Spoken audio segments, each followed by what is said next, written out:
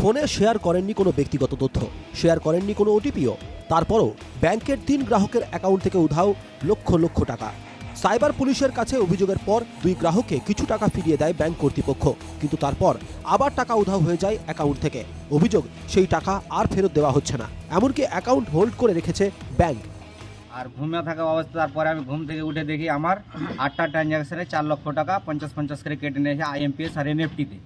তারপরে আমি 6টা প্রায় ব্যাংকে স্টাফের সাথে যোগাযোগ করে 1,25,000 টাকা রিফান্ড করা হয়। 2,75,000 টাকা এখন ওদের আন্ডারে আছে।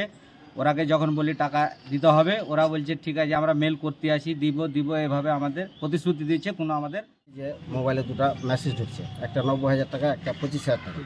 আমি সঙ্গে সঙ্গে ব্যাংকে এসে বললাম, ম্যানেজারের সাথে যোগাযোগ করলাম, তো বলছে কি মালদা সাইবারে যাও। ওরা একটা দরখাস্ত লিখিত দিল আমাকে, আমি নিয়ে সাইবারে গেলাম। সাইবার কমপ্লেন করে বললো যে ঠিক আছে টাকা তুমি পেয়ে যাওয়া। আমি তারপরের দিন ব্যাংকে আসলাম।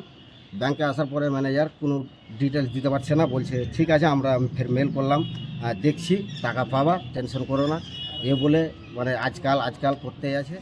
ওটিপি শেয়ার বা লিঙ্ক ক্লিকের কারণেই অ্যাকাউন্টগুলি থেকে টাকা উধাও হয়েছে। রিজার্ভ ব্যাংকের গাইডলাইন অনুযায়ী কিছু টাকা উদ্ধার করে ফেরত দেওয়া হয়েছে বলে জানান ব্যাংক ম্যানেজার।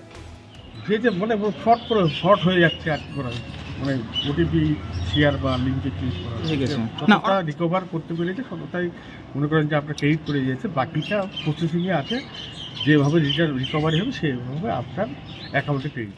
ব্যাংকের বাকি গ্রাহকরাও ঘটনায় আতঙ্কিত।